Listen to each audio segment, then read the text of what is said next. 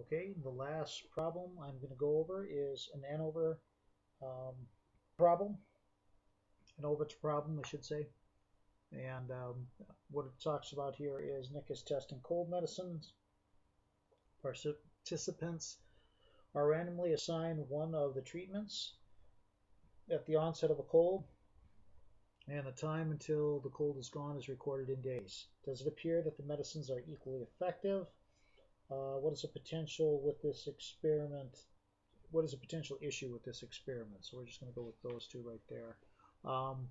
So the null hypothesis would be, again, the medicines are equally effective, and the alternative is there's a difference between the medicines and their effectiveness.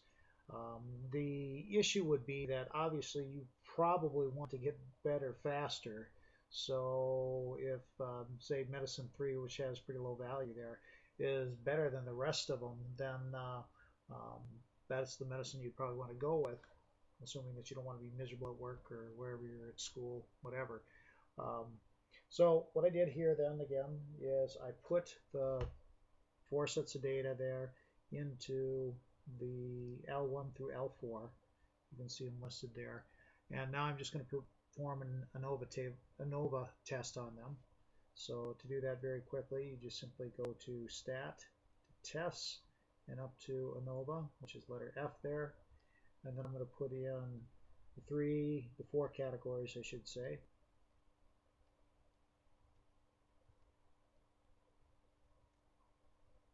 And see what it gives me for a p-value.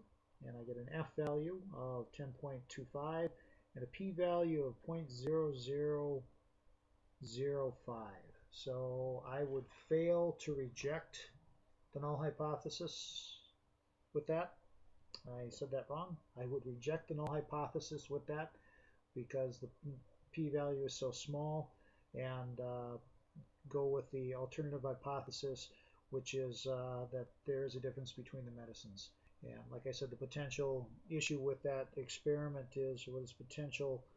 It shows me that if there's a difference, I may want to find out which one is the best. And if you're a marketing person, then I suppose you can charge the most for that and make the most money on that. And that's what you want to look at. So the p-value is 0.0005, not 5, whatever, but so that's where we would reject the null hypothesis. And that is it.